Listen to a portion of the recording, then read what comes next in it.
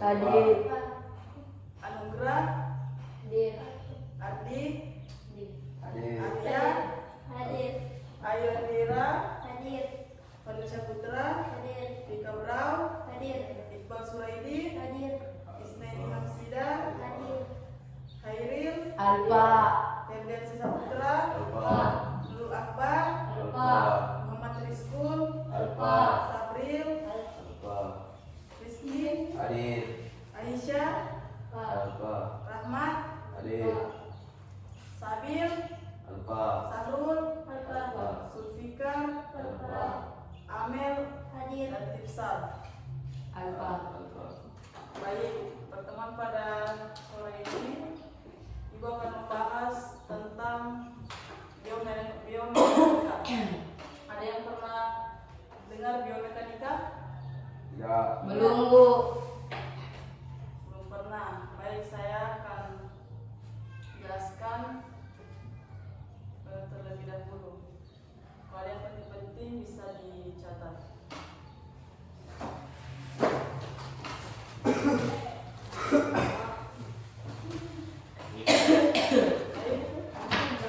Saya jelaskan. Biomekanika adalah titik berat atau titik objek tumpuan sistem tubuh yang dianggap sebagai pusat tumpuan keseimbangan tenaga maksimal harus memenuhi titik utama. Dalam biomekanika ada dua macam tumpuan, yaitu yang pertama statis atau disebut dengan diam. Contohnya seperti leher, kaki, paha bagian kepala, itu adalah titik pusat termasuk keseimbangan yang diam.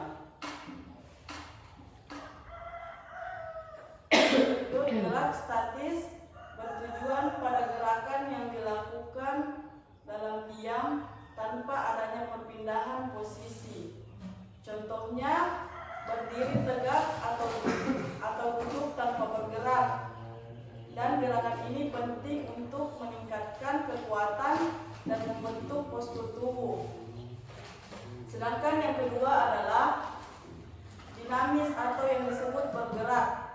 Contohnya berjalan, berlari, titik pijakan, keseimbangan, ke titik tumpu yang bergerak.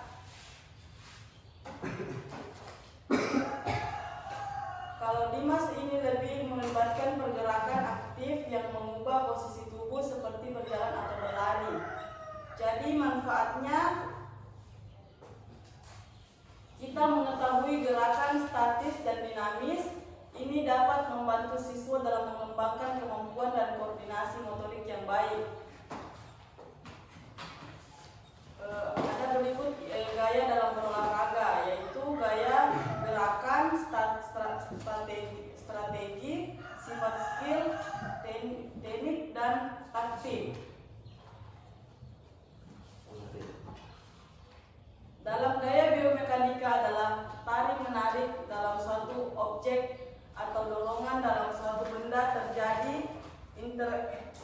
Interaksi dapat berubah bentuk. Contohnya saat kita menendang bola, itu sudah disebut dengan gaya karena terjadinya perubahan gaya gerak atau perpindahan posisi. Lanjut, sekarang kita masuk dalam aspek gaya. Aspek gaya dalam biomekanika ada 4 macam, yaitu yang pertama dalam bentuk besaran gaya. Besaran gaya atau Newton dalam interaksi tubuh hukum menunjukkan hasil besar besar gaya yang dihasilkan. Yang kedua, arah gaya, yaitu yang bisa menunjukkan kemana arah terarah seperti ke atas, ke bawah, kanan dan kiri, dan belakang. Yang ketiga, titik tangkap, bekerja pada suatu benda, titik impact atau dampak, impact atau benturan benda atau disebut dengan objek.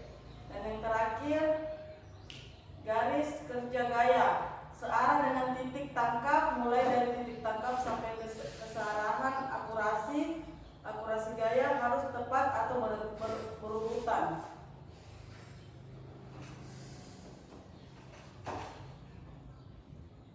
Lanjut, menganalisis gaya. Yang pertama, analisis kinematika, yang dimana menganalisis secara langsung saat melakukan proses sendiri, menganalisis atau mengamati dan menilai. Yang kedua, analisis kinetika, yaitu menganalisis gaya yang menyebabkan gerakan itu sendiri, atau disebut menilai gerakan graviasi atau perpindahan. Ya, jadi intinya setiap aktivitas tubuh itu tidak terlepas dari gaya, dorongan, gesekan yang bekerja pada seorang yang berolahraga. Untuk itu, ada yang tidak dimengerti dari penjelasan di atas? Oke, atas nama siapa? Media. Ya, Nadia. Bagaimana penerapan biomekanik dapat membantu dalam rehabilitas cedera? Baik, pertanyaan Amelia, bagaimana penerapan biomekanika dapat membantu dalam rehabilitas cedera? Baik, saya akan menjawab. Penerapan biomekanika dalam rehabilitas cedera lebih membantu ke menganalisis pola gerakan yang salah, memperbaiki teknik dan merencanakan program latihan yang aman untuk mempercepat pemulihan serta mencegah cedera berulang. Bagaimana Melia? Oke. Mungkin itu saja yang bisa saya sampaikan pada sore hari ini. Dan kurangnya mohon dimaafkan. Untuk kedua kelasnya bisa doa untuk pulang. Siap, gerak.